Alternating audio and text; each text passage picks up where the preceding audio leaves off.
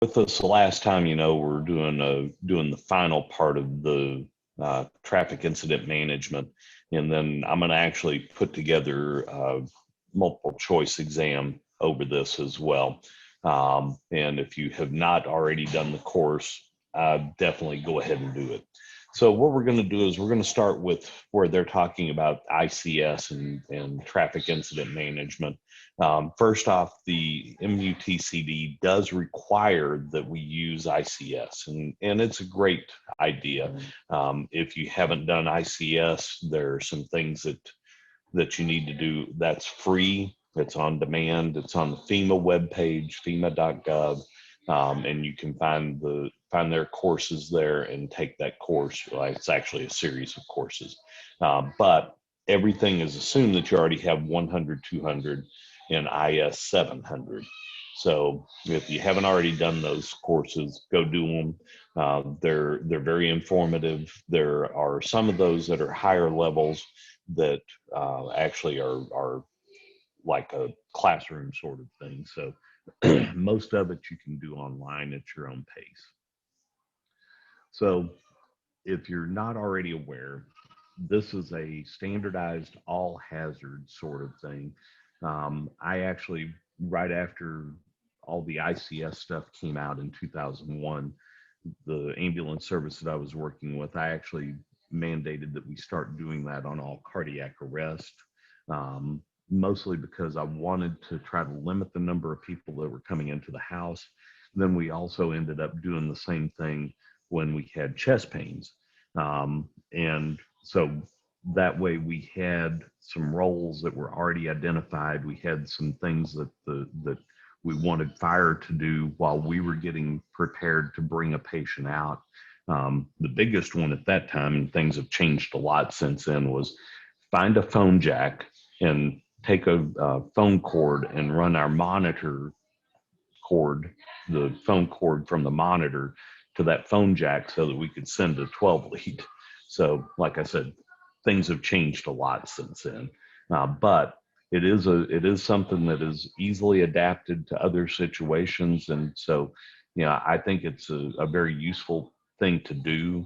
And it just helps to have somebody else that's there that's kind of thinking about some of these things. And of course, there's a few things that are mandatory when you're using ICS, and one of those is that you have to have a safety person. So I believe that that's actually an excellent way to do some of these. And just in case, I hate every time I start doing a talk with you guys, I always forget when I start sharing my screen that it turns off the chat. So I just opened that back up. So once again, if y'all have questions or comments along the way, please open it up and let's get those. So the command structures. Now, I'll just tell you right now, there will be a question about this on the exam for the course itself.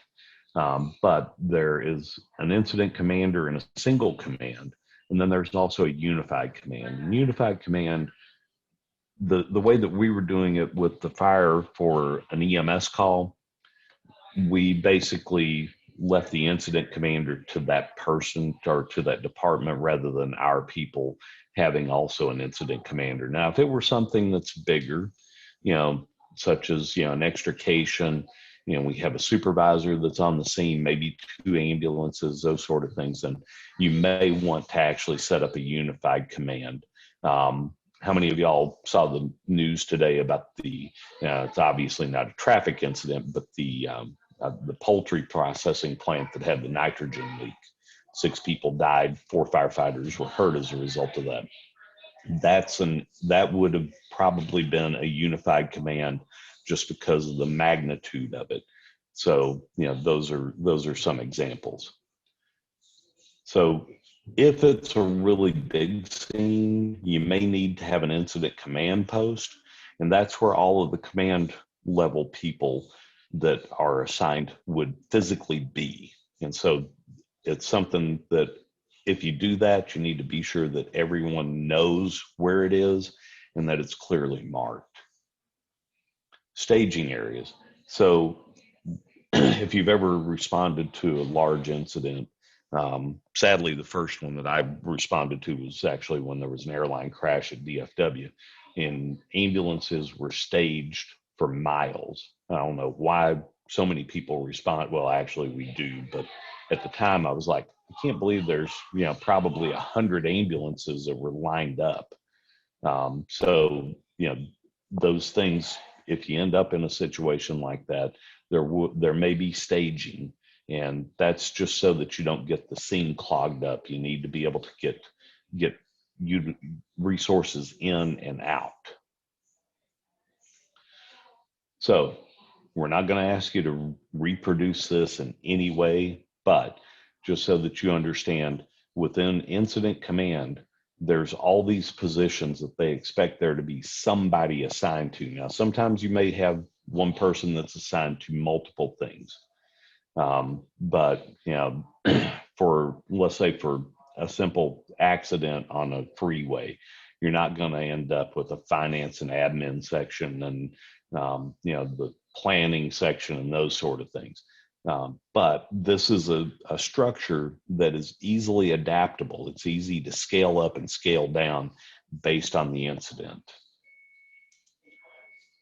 So for an initial response, and this is something where they have listed 4 different people, and so that would be the operations section, and then you also have the incident commander. So I've always said, if you respond to a scene as a fire apparatus with one of my ambulances, then I expect my ambulance crew and whoever's the most senior person to be the medical incident commander. So they would be the ones that if there was medical decisions or medical problems, I want them to be the ones to communicate that to the incident commander. But at the same time, I don't usually want my people, if it's something like that, to be incident command, because it's too broad of an area, and we're there for the patient. We're there to take care of medical or traumatic injuries. And so that's why I would prefer that they not be the incident commander. So just curious, anybody ever done an after action review? We generally don't do those within EMS. However, if it is something big, such as the airline crash or something like that, then it probably is a good idea. I've taken part in them, not so much from that perspective, but as a critical incident debriefing. It's not the same thing. So this is not a critical incident debriefing. This is looking at, okay, what did we do good? What did we do bad? What can we change, so that you're learning from any mistakes, or also best practices. You're learning, hey, I actually did this right. So there's a lot of use in this in certain situations. So Christian, why don't you unmute and tell us a little bit about the one that you were a part of?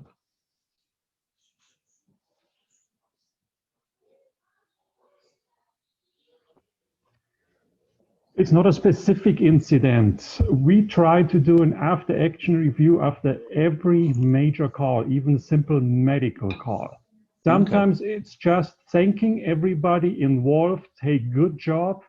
But sometimes, just yesterday, we had a 90-minute code going on. We have an after-action review number 1.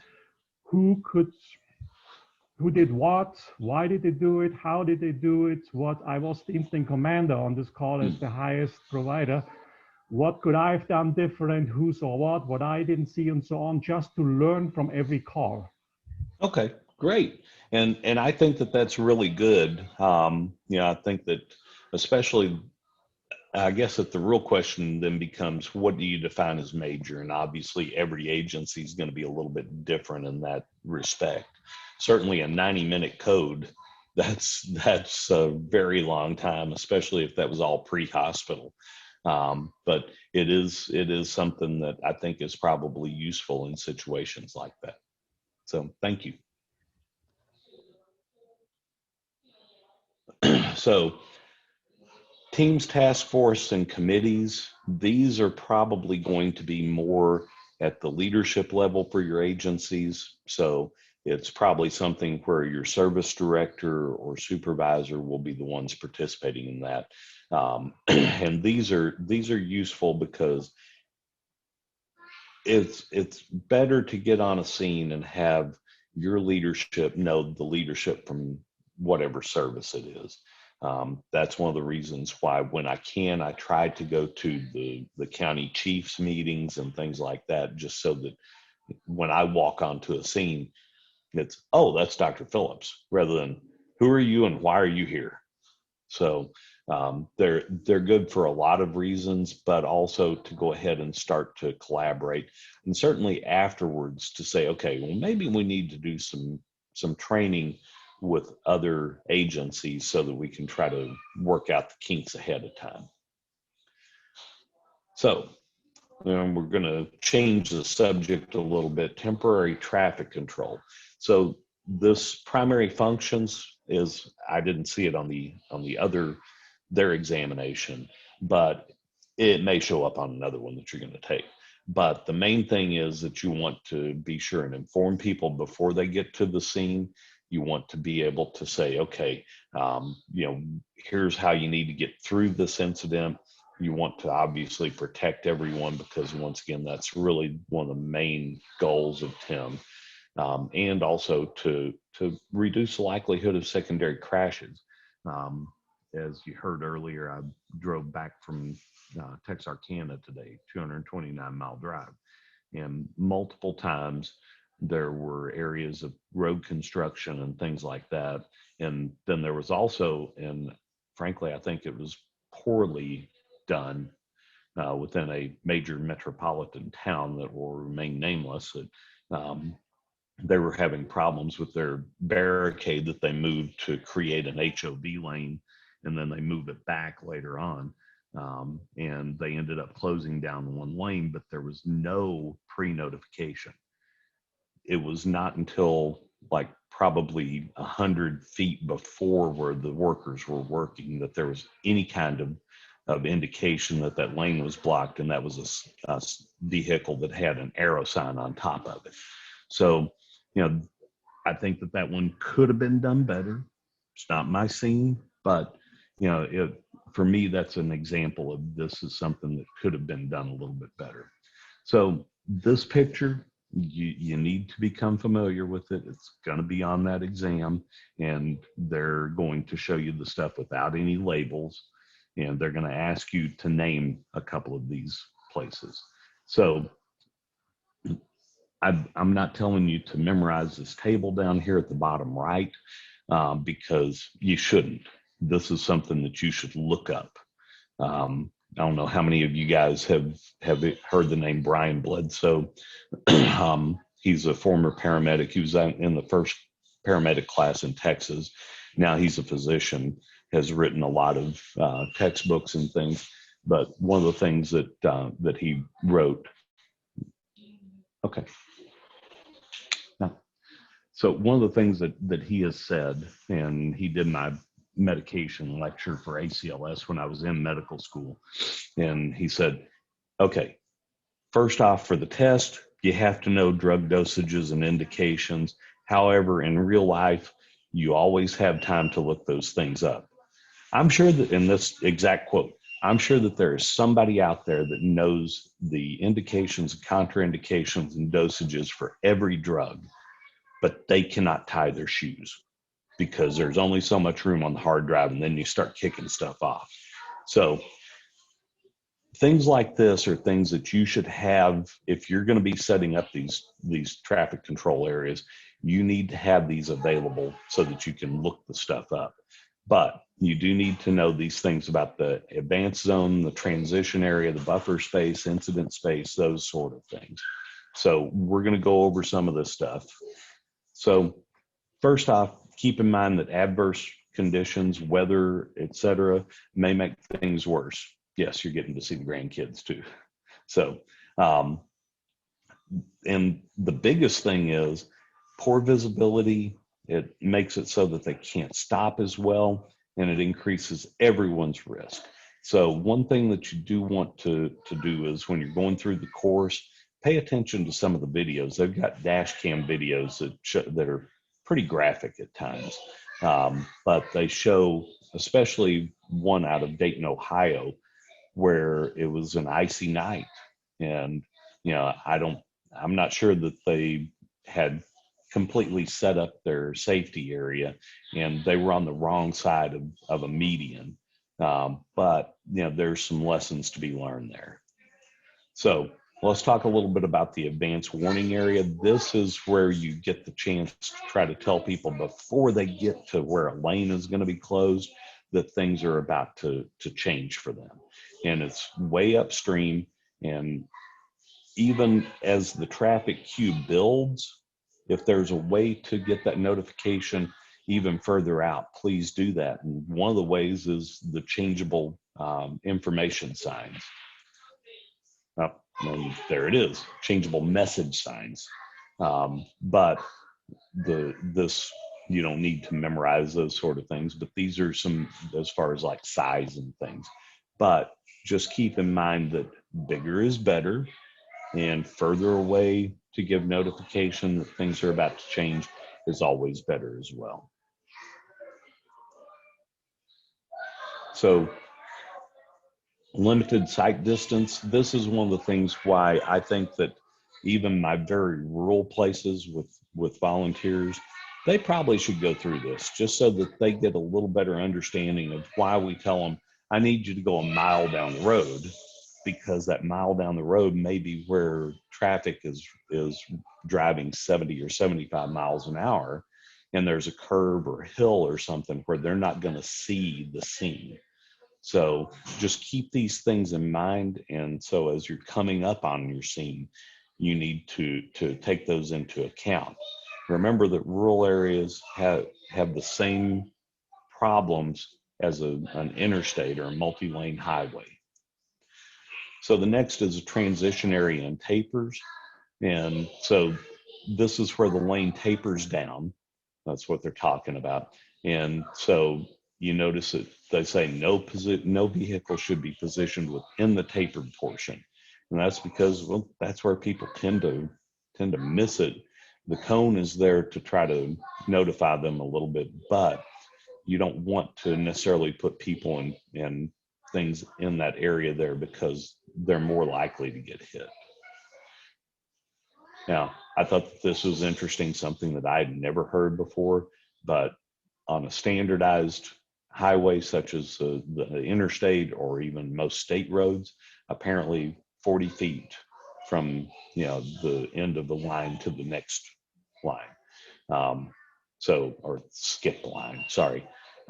So then they're talking in this next picture on the right, how to set these up. And they go into a great deal of detail on it, but basically you would walk along the shoulder and put your cones down where they're going to be.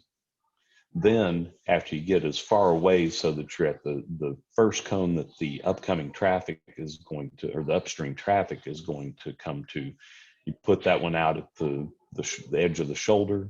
Then you walk the next one out a few paces so that it's approximately a third, and then walk one out to the middle, and then to the next point, and then to the final one.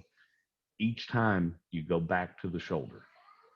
So once again, most of the time I don't think that we're going to be the ones setting these up, but it's something that's still useful should you have to be that person. So this upstream or longitudinal buffer space, this is something that you need to keep in mind. However, I'm gonna probably give away an answer on one of their exam questions, just because I saw it and I was like, I don't really see the right answer. But this buffer space is an area that is to separate from the transition to where the actual incident space begins, which is at the back of the first blocking vehicle. And so it's a recovery area is what it is. But that area needs to be larger if you're on an interstate, especially a 70 mile an hour interstate. compared to, say, a 40-mile-an-hour road within a city. So there's some things that need to, and that's on that table that we showed as well. So that's why you need to have those things available, because it recommends the distances. So let me go back to that one. There is a question, and I don't know that I can get a pointer. I don't think that I can get a pointer, but there's a question about this green hatched area in front of the fire engine where they asked to basically name what that is. And I'm going, there is nothing for that. Incident space sounds the closest, but it's actually, they want you to put the no-go zone or the no buffer zone. So, just kind of keep that in mind. And the weird part is they tell you in the course that the no buffer zone terminology is not within the MUTCD at all. And I'm going, then, okay, either put it in there or, don't ask a question like that. But hey, a bureaucrat wrote the thing. So what can you say? And they probably are not somebody that's within the fire or EMS agencies. Now, I'll probably tick somebody off, but they'll get over it. So flaggers, okay. So they mark here where you should have flaggers. However, keep in mind that these people need to have some training. It's not just anybody that should be doing this particular position. And also there are some use of signaling devices and signals that they need to be familiar with. So it's there just for informational purposes. Now, if you're with a rural fire agency, you may end up as a flagger. So once again, it's something that you need to have some training so that you understand what you're supposed to do, where you're supposed to do it, those sort of things. And it's really kind of out of the scope of this particular course right now. Now, there's a terminology that is not within the MUTCD or anything, but the lateral buffer space. Now you see where they put the flares actually gives a little more space, and they're actually taking a little more than lane +1. And keep in mind, especially if there's part of the scene that may be really close to that first skip line in lane, whatever, looks like it would be lane 3, then you probably want to maybe even move the engine a little more forward so that there is a little more physical space, more than just the flares. But that's a terminology that you need to kind of keep in mind. It's not on the exam there, but I think it's a good terminology. Now, if you notice there, it says close that lane, avoid partial closures. So they're saying that, yeah, that engine probably should go ahead and close lane 2 as well, or keep their flares where they are, or closer in, right next to the skip line. But if it's my crew, please go ahead and close lane 2. So the next thing is the incident space itself, and it covers a larger area there, and that's where people are actually working.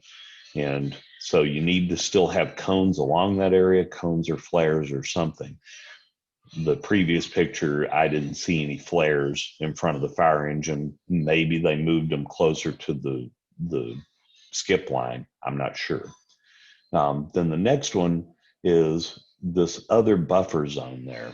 The one in the green there, that is the space. And once again, it needs to be bigger if you're on a highway that has a higher speed, for there to be a collision with that fire engine, if it's going to happen, that will not actually push it into the scene where people are working. So very important concept there. But you have to have that upstream space so that you do have protection for the workers. And then this next one is the terminations area. And this is where traffic goes back to normal. You do need to have a cone that says, yes, this lane is now open. That's why they have that one in the middle there. That's also something that on a couple of the construction areas today that were temporary construction, they didn't have that.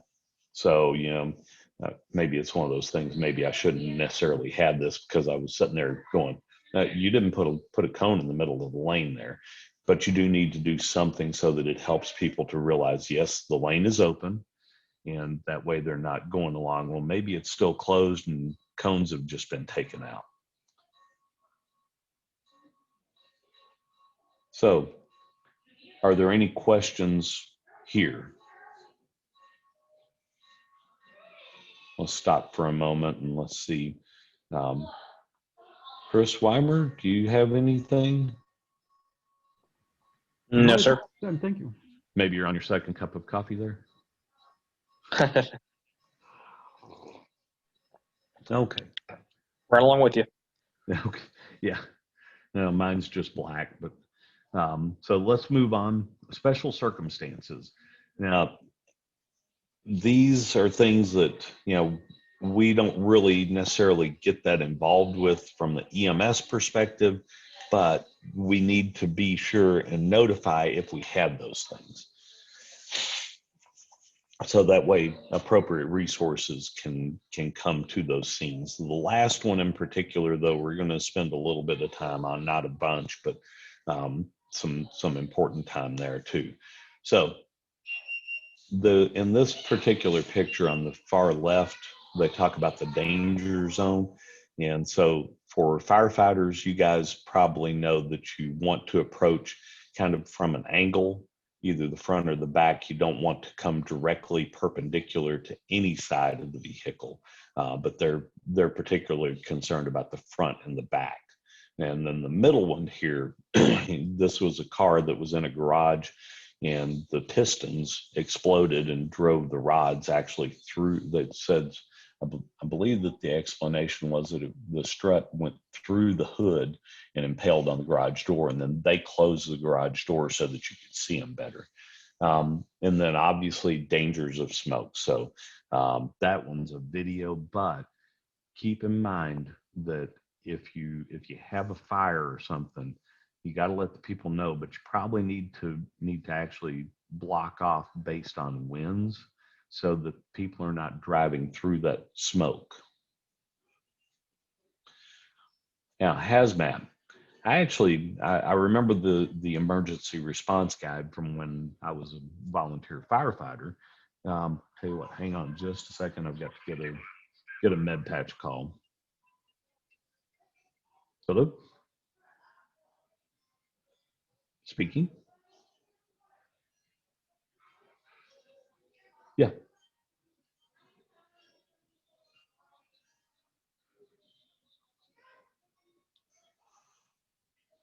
Wegener's granulomatosis.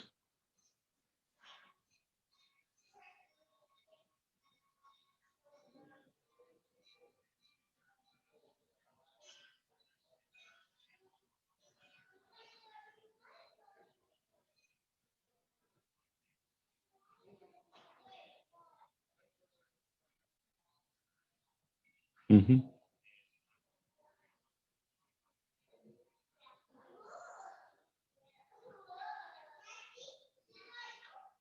Yeah, that would be fine. That would be fine. Yeah. I would go ahead and give her IM Zofran.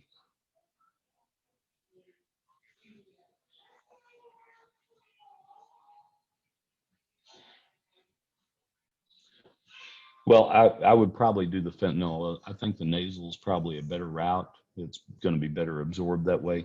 You can actually squirt the Zofran in her mouth. She can either swallow it or let it absorb under her tongue.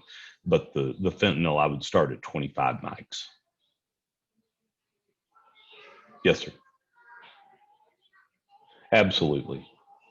Absolutely.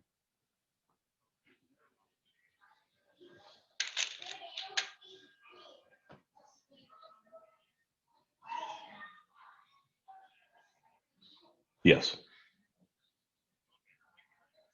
All right. Thank you. Bye-bye. Okay. I apologize for that. So keep in mind that there are these placards, and I'm sure that we see them all on gas trucks and those sort of things when they're carrying stuff. But you can actually download, and it's a free download on either Google or Apple, the ERG, and they don't ask for any sign in or anything like that. It's anybody can get it. But it's easy for you to look these things up pretty quickly.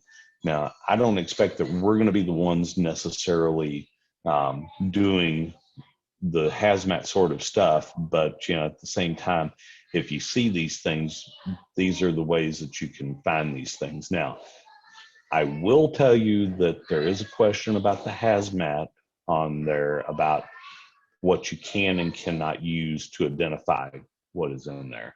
It's in the lecture. Don't take the slide as gospel. Okay. But just kind of keep that in mind. I actually I got stopped behind a truck the other day that had all sorts of placards and stuff on it. And I'm going, I don't recognize that number as, common sort of thing. And it was actually a gas, and it said, something about, hazardous gas and things like that. And so while I'm sitting in traffic, I pulled out the app and looked it up, and I forget what it was, but keep in mind that those are some resources that are probably good, because the old thing about the guy working on the gas line that said, if you see me running, try to keep up, same sort of thing. Now here's your little extra. I'm sure that most of y'all have heard this before, but for hazmat situations, they talk about the rule of thumb. The rule of thumb is, if you can cover the scene with your thumb, and while you look at it, you're a safe distance away. Once again, we have to think of ourselves, and this sounds selfish, but we need to think of our safety first, because if we get hurt or killed, we can't help anybody else. So, you have to keep your own safety in mind. Also, every state has their own policies and procedures. Some of them follow the DOT guidelines, some of them don't, but it's good to know what your state's policies are. So the other thing is, just because they have a hazmat placard on it doesn't mean that you need to call hazmat every time.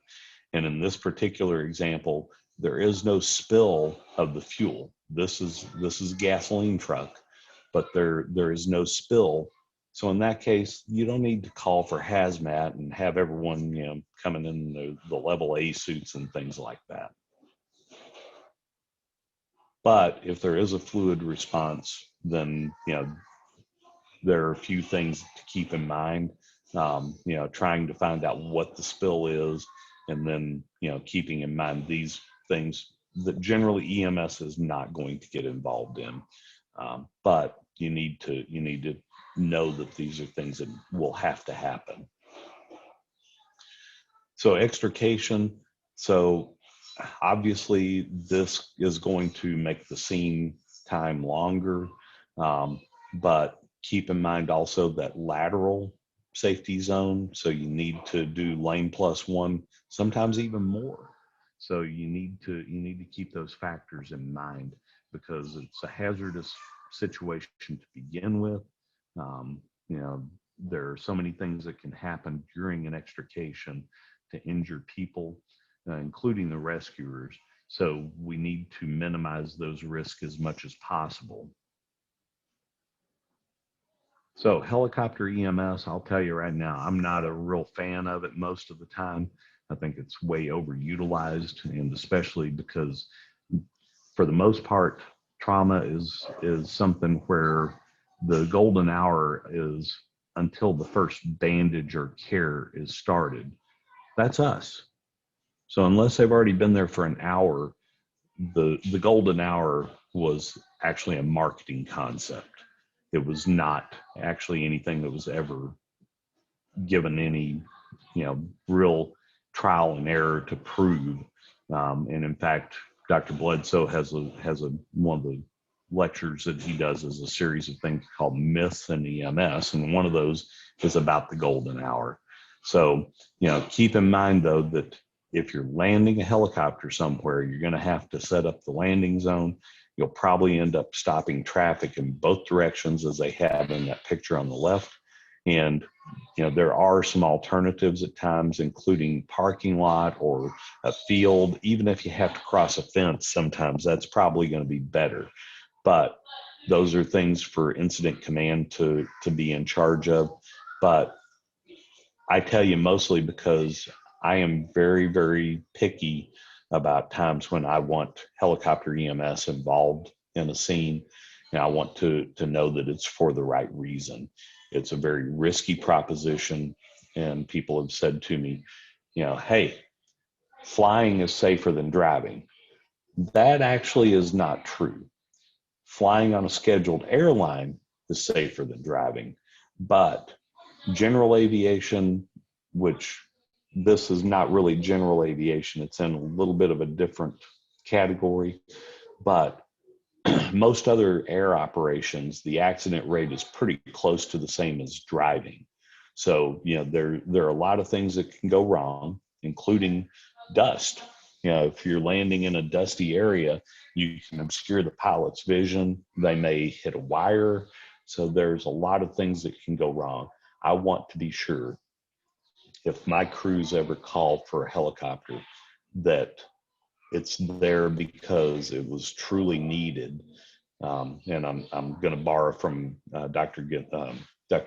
Not Gensel, but used to be the medical director for MedStar. And his saying was, the last thing that I want to do is to have to go to a bunch of funerals for providers that were killed when they didn't need to be flown. So, just keep those things in mind. Now, evidence preservation. I'm going over this not so much because it's on the exam for the course. It's not. But these are just some things that are good practice anyway, and that is documentation. Document everything. Things such as, who was the driver, who was the passenger, were they in front seat, back seat, were they belted, not belted, was there airbag deployment? All of those sort of things may be something that a crash investigator needs to know. So we want to look at all of these things and be sure and document them. Now, they talk about the presence of open containers, drugs, other substances, and also taking out the ignition key and turning it over to an investigator. And they talk about that the electronic data can be deleted by providing power to the vehicle or turning the engine back on. So just when you get on scene, if the keys are there in the ignition, turn off the ignition, take it out, and turn them over to PD. And this is also important that they would prefer that you not cut the cables. I'm old enough that when I was a volunteer firefighter, it was always pop the hood and cut the battery cables. Be sure and cut the proper one. So some of those things have changed quite a bit. And if just curious, has everyone seen I think it was called the highway or traffic patrol or something like that? It was an animated thing. The one with the mechanism of injury. Freeway patrol. That's it. Thank you, Chris. And they go ahead and cut that hood open and cut the battery just in case. So, so you need to keep those things in mind. Okay. Once again, most of the time, that sort of thing is going to be a function for fire, not for EMS. But at the same time, it's something that's useful for us to know. If we get on a scene, especially a rural scene, and it's going to take a while for us to have a response besides us. If the battery does need to be disconnected, please try to do it by just disconnecting the battery rather than cutting the cables. And then the next part is, if there are things that are strewn about the road and stuff, if things are moved, there needs to be a notation so that people know what was where when things were moved. Now, obviously, life takes precedence. So if you need to move something because of patient condition, then that should happen, but you should be able to tell law enforcement, hey, there was beer bottle that was half full that, we had to move. Here's where it was. It was in the driver's lap, things like that. And hey, Doc. Yes. Along those same lines, and you're getting into it here with the short-lived evidence.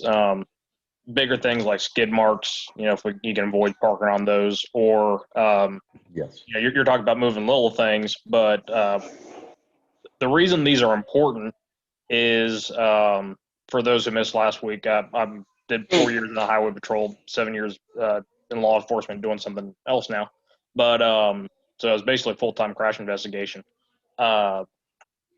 All of these debris fields, skid marks,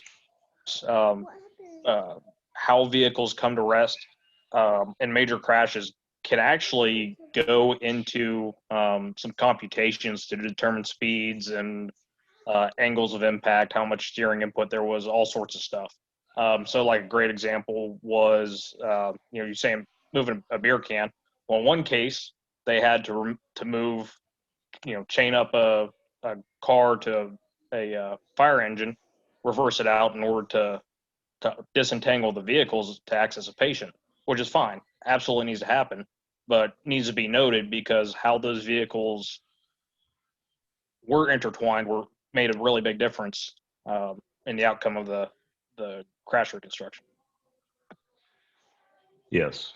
Thank you for sharing that. One of the things, and I don't know if you can necessarily see it on that left-hand picture there, there's tire tread marks that are in the dirt.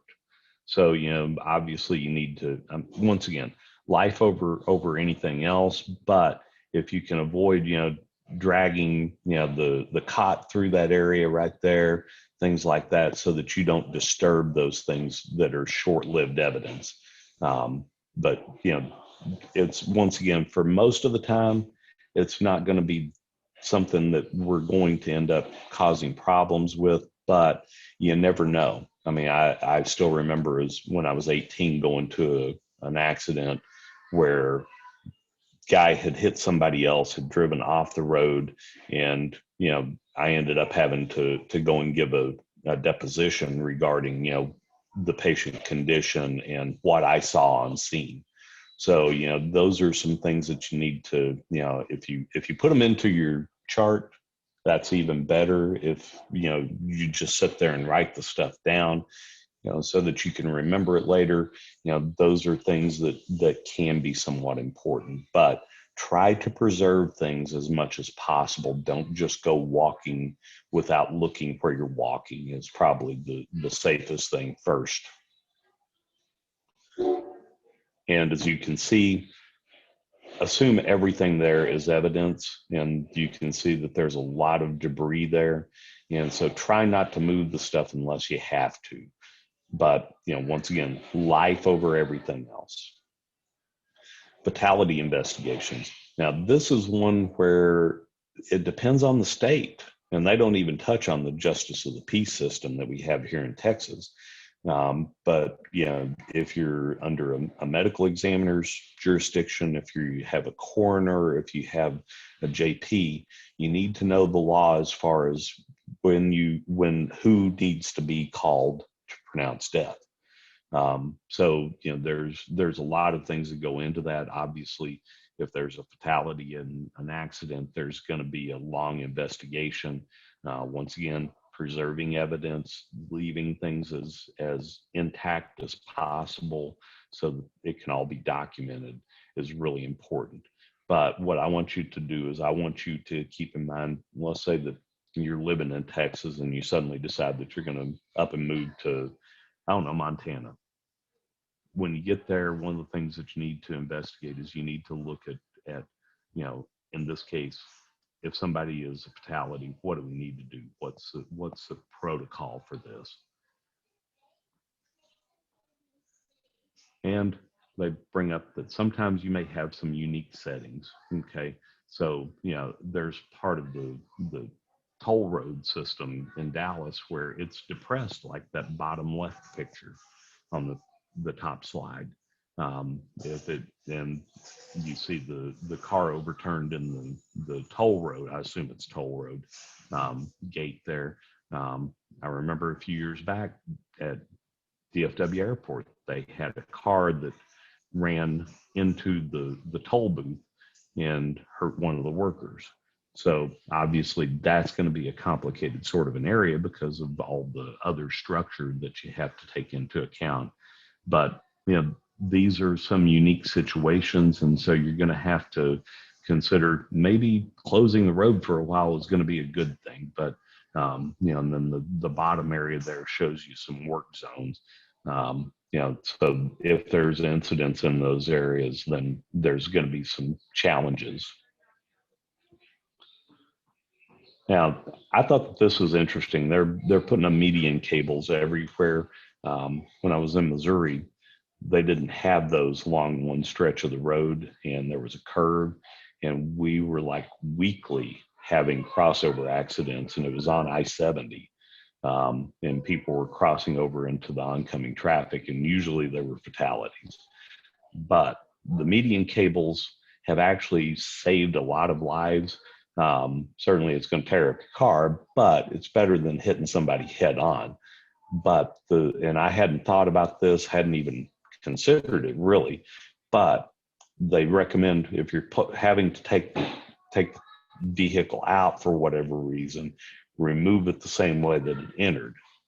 And then you really never want to cut these cables. They're under very high tension, and especially once a vehicle has hit them. And so, and I thought it was interesting. They said you need to make this cut away from the scene. And so, and really it needs to be somebody that is trained in knowing how to do this. And once again, it's a safety issue.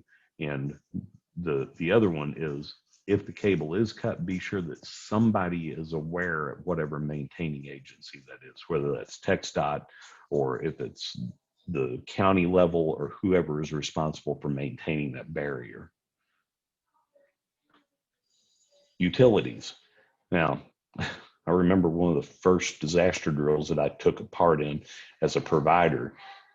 Within 30 seconds of arriving on scene with people that are playing victims, calling to me to come and get them out of the car, they came over and tapped me and said, "You're dead," because I touched the car and I didn't look to see if there was a power line on it.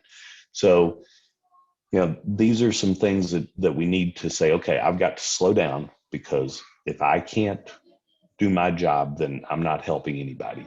So the other interesting thing that, I know about fences, I know about cars, bodies.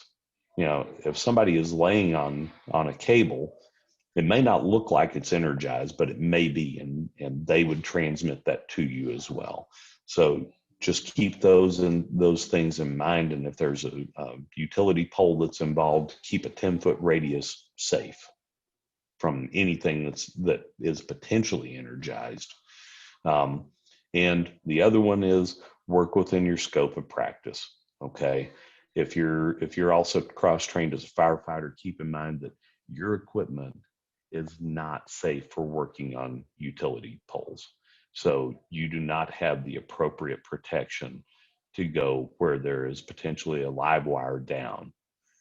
Do what you have to, once again, for life, but keep in mind that what you have is not the appropriate things to, use a pike pole to try to move a line or something. Railroad crossings. I didn't realize that all these crossings, and I've never really looked for them, but they're supposed to have an 800 number that's on every crossing, so that if there is something, you can call, so that if there's going to be a train coming, they can try to stop the train before it gets to you. So, it makes a lot of sense. But once again, some little things that you may not really think about. But if there is an accident at one of these things, either give the number to your dispatch, or somebody, tell the commander and, have them be sure and call that. So, I think that's a fantastic thing. Severe weather, obviously we've talked about it before. Visibility, stopping distance, those things may be altered. And, depending on the magnitude of it, if we get, a little bit of snow down here in Texas, the county EOC or maybe even the regional advisory council EOC has stood up for a period of time. But they're just keep those things in mind, that especially if it's a large event in scale, it may be something where an EOC or other command center may be appropriate. So clearance and termination. Obviously, we're coming near the end because we're talking about termination. So most of the time, we're already going to be gone. We're usually not going to be the ones that are going to terminate the scene. But keep in mind that this is on the final exam for the course as well. But you need to consider how you're going to get the vehicles out of the road, whether that's, can you push them off? Can you use a push bar on a vehicle to push them? Can they drive? So, those are some things that you need to keep in mind. If it's something where it's obvious that they're going to need a tow truck, have somebody call a tow truck early. I mean, if I'm in the first on unit and I know that there's, 2 vehicles involved and they're going to need to both be towed, why not just tell dispatch when you make your initial size up that, 2 vehicles off the road, major damage, we're going to need 2 tow trucks for these as well. Get them there early so that they can go ahead and be ready to open up the road as soon as possible. Now, towing and recovery. So these folks have a pretty important role, and we kind of downplay it a lot of times, I think, and I'm guilty of it as well. But there's a lot of skill and knowledge that these people have. Some of them more than others, but as well as I do, a good tow truck person can do a lot of things with that truck, and they can get a lot of things done quickly. But they need to know the right thing to bring. And so it really comes down to that. But and also keep in mind that there are more of those folks that are killed by being hit by traffic than law enforcement, fire, or EMS every year, 40 to 60 of them every year. So this is something that you will be questioned on, okay? So this Towing and Recovery Association of America identification guide, if you notice, these are all so that you can try to tell them so that they know what type of vehicle or equipment that they need to bring on scene to be able to help to get the road open again. And so that's kind of the important point, is that it's to help them so that they bring the proper equipment. I've never actually been a part of training like this. I think it's great. I know that one of the local fire departments here has a towing yard that's in their jurisdiction. And so they actually invite them to come out and cut apart the cars. And so, I think that that's great. I think that it's good that we should probably learn a little more about what they are able to do, and, set up some scenarios where you need them to help you with doing your job. So, we should be doing more training involving these people as well. Cargo removal. Now, this one, that sentence there, the very last sentence on the right, you need to kind of keep that one in mind on the final exam. But keep in mind that there are these removal authority laws, and that is something that is important because you may not be authorized by law in your state, depending on where you're at, to do that particular removal. So you need to kind of keep those things in mind.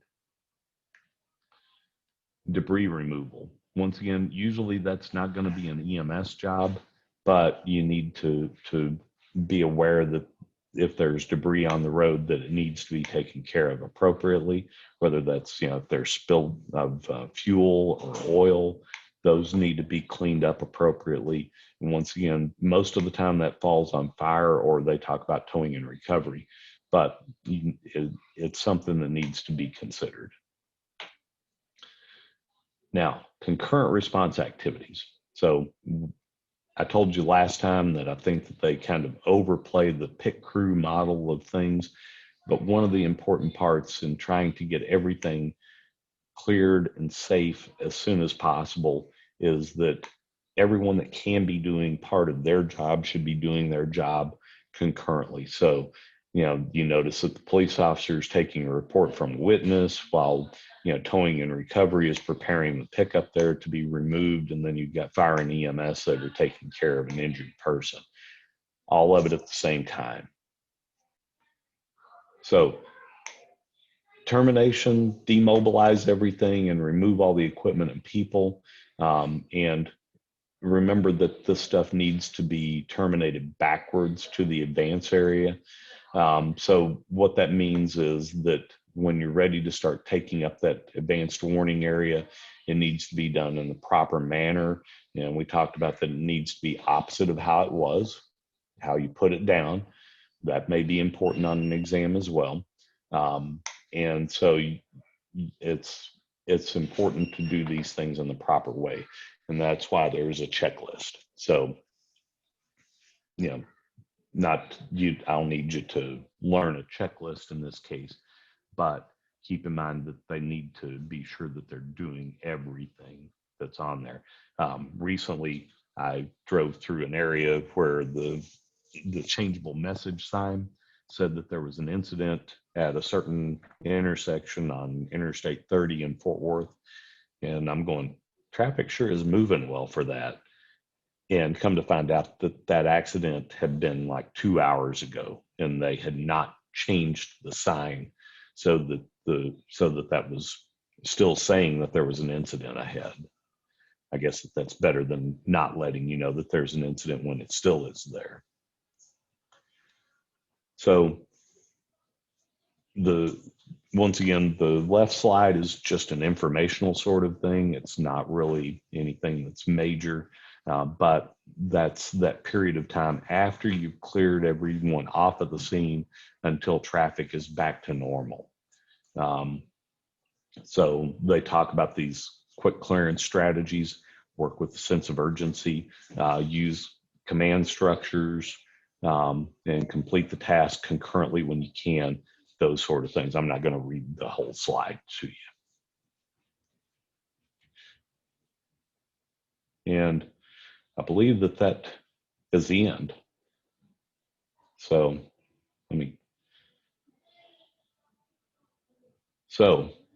questions?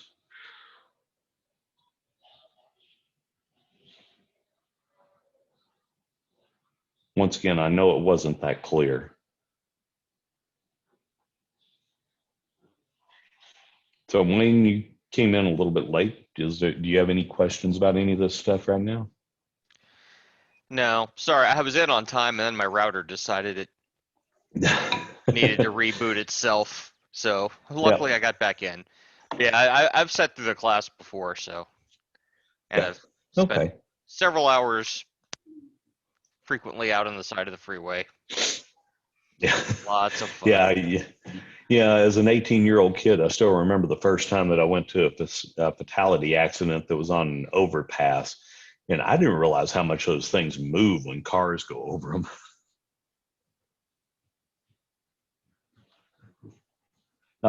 Well, we're only 5 minutes over this time. Well, if nobody has any other questions, I'm going to go ahead and let everyone go, and we'll get off of here and let you take care of whatever you need to and spend some time with family, and wish everyone the best. Thank you, everyone. Have a good night.